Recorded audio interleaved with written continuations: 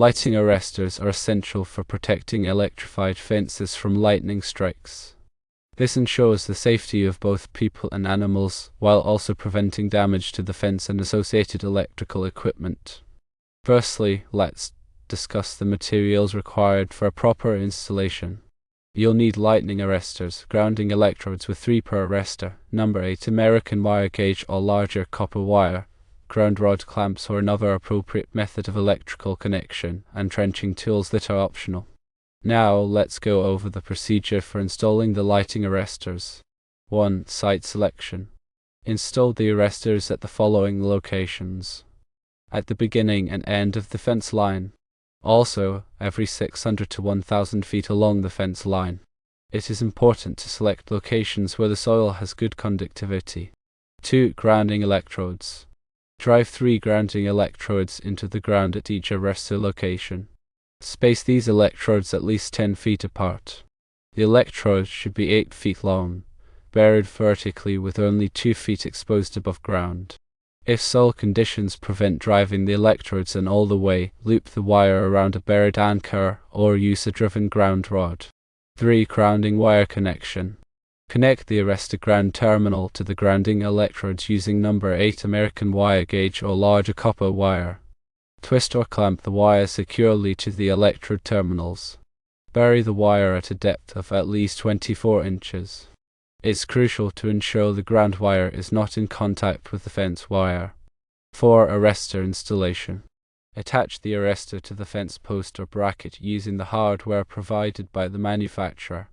Connect the arrestor lead-in wire to the fence wire. Ensure the lead-in wire is routed away from the grounding wire to prevent any interference. 5. Lightning arrestor grounding. Connect the arrestor grounding terminal to the grounding wire. Ensure this connection is weatherproof and secure to prevent corrosion and maintain effectiveness. Bury the grounding wire at a depth of at least 24 inches. 6. Grounding electrode inspection. Periodically inspect the grounding electrodes for any signs of corrosion or damage. Replace any damaged electrodes as necessary to maintain the integrity of the grounding system.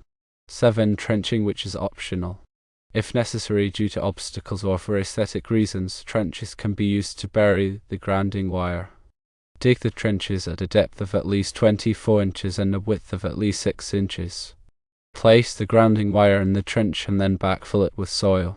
Important safety precautions to keep in mind. Always wear appropriate safety gear, including gloves and protective eyewear, to protect yourself from potential hazards.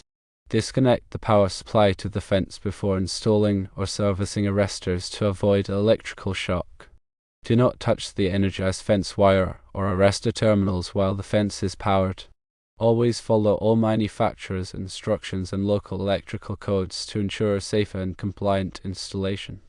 Lightning arresters work by providing a low impedance path for lightning current to flow to ground, thereby diverting it away from the fence and protecting it from damage. The grounding system is a critical component of the lightning arrestor installation. The effectiveness of the arrestor depends on a good ground connection. The 3 grounding electrodes at each arrestor location help to ensure a low resistance path to ground. The spacing between the electrodes helps to dissipate the lightning current more effectively. The depth at which the grounding wire is buried is important for preventing step potential hazards. Step potential is the voltage difference between 2 points on the ground that are a step apart. A high step potential can be dangerous as it can cause electric shock. Burying the grounding wire at a depth of at least 24 inches helps to reduce the step potential. The type of soil in which the grounding electrodes are installed can also affect the effectiveness of the grounding system. Soil with high conductivity, such as clay or loam, is better than soil with low conductivity, such as sand or gravel. If the soil has low conductivity, it may be necessary to use more grounding electrodes or to drive the electrodes deeper into the ground. The size of the copper wire used to connect the arrestor to the grounding electrodes is also important. The wire should be sized according to the ampacity requirements of the arrestor. The ampacity is the amount of current that a wire can safely carry. Number 8 American wire gauge copper wire is typically sufficient for most lightning arrestor installations. However, It is always best to consult the manufacturer's instructions to determine the proper wire size. The connections between the arrestor, the grounding wire, and the grounding electrode should be made using a suitable connection method, such as ground rod clamps. The connections should be tight and corrosion resistant to ensure a good electrical connection. The arrestor should be installed in a location where it is protected from physical damage. It should also be installed in a location where it is easily accessible for inspection and maintenance. The arrestor should be inspected periodically for signs of damage or corrosion. If the arrestor is damaged, it should be replaced immediately.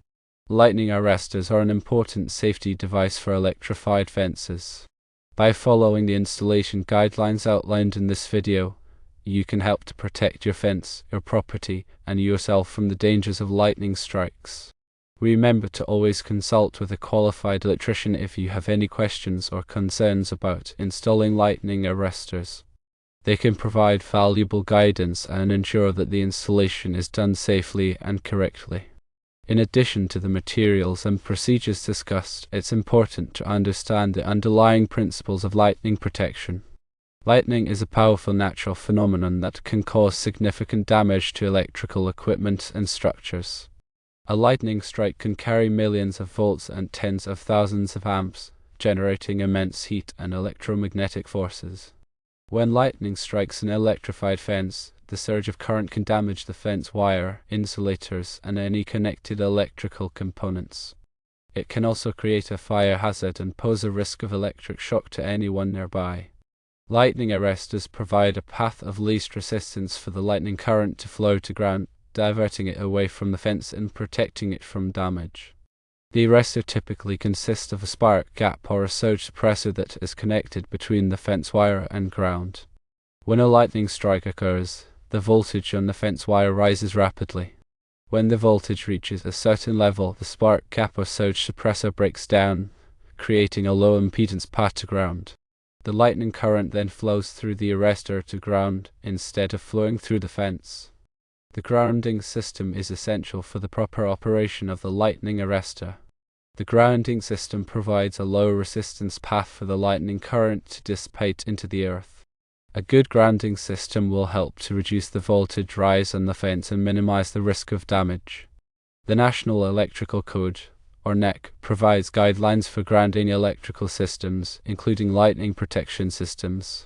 The NEC specifies the size and type of grounding conductors, the number and spacing of grounding electrodes, and other requirements for grounding systems. It is important to follow the NEC guidelines when installing lightning arrestors to ensure that the system is safe and effective. In addition to grounding, bonding is another important aspect of lightning protection. Bonding is the process of connecting all metal parts of a structure or electrical system together to create a common ground potential. Bonding helps to reduce the voltage difference between different parts of the system during a lightning strike, which can help to prevent damage and electric shock. The NEC also provides guidelines for bonding electrical systems. The NEC specifies the size and type of bonding conductors, the methods of making connections, and other requirements for bonding systems. In summary, installing lightning arrestors for electric fences involves several key steps. Firstly, selecting appropriate materials, including lightning arrestors, grounding electrodes, and copper wire. Secondly, properly spacing and installing the grounding electrodes to ensure a low resistance path to ground. Thirdly, securely connecting the arrestor to the fence wire and grounding system. Fourthly, burying the grounding wire to sufficient depth to minimize step potential hazards. Fifthly, regularly inspecting the grounding electrodes and connections for corrosion or damage. And sixthly, following all applicable safety precautions and electrical codes to ensure a safe and effective installation. By taking these steps, you can protect your electric fence from lightning strikes and ensure the safety of people and animals. Remember, if you are not comfortable working with electricity, it's always best to hire a qualified electrician to perform the installation. Also, proper planning is critical for a successful lighting arrestor installation. Before you start, take the time to assess the site conditions, including the soil type, the layout of the fence, and any potential hazards. Develop a detailed plan that outlines the location of the arrestors, the grounding electrode placement, and the wiring routes. This will help you to ensure that the installation is done correctly and efficiently. Furthermore, consider the environmental conditions in your area. If you live in an area with frequent lightning storms, you may want to install more arresters or use a more robust grounding system. If you live in an area with corrosive soils, you may want to use corrosion-resistant grounding electrodes and connectors. Selecting the right lightning arrestor for your electric fence is also important. There are many different types of arresters available, each with its own specifications and features. Consider the voltage rating of the arrestor, the surge current capacity, and the clamping voltage. Choose an arrestor that is appropriate for the voltage and current levels of your electric fence. Additionally, proper maintenance is essential for ensuring the long-term effectiveness of your lightning protection system. Regularly inspect the arrestors, grounding electrodes, and wiring for any signs of damage or corrosion. Tighten any loose connections and replace any damaged components. Keep the area around the grounding electrodes clear of vegetation and debris. By following these maintenance practices, you can help to ensure that your lightning protection system will continue to protect your electric fence for years to come. The information provided is for general guidance only and should not be considered a substitute for professional advice.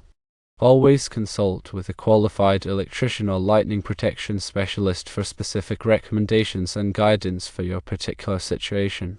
They can assess your site conditions, evaluate your risks, and design a lightning protection system that meets your needs and complies with all applicable codes and standards.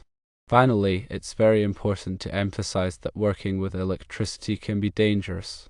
Always take the necessary safety precautions to protect yourself from electric shock and other hazards. Disconnect the power supply to the fence before you start any work. Wear appropriate personal protective equipment, such as gloves and safety glasses. Use insulated tools and equipment. And never work alone. If you're not comfortable working with electricity, hire a qualified electrician to perform the installation.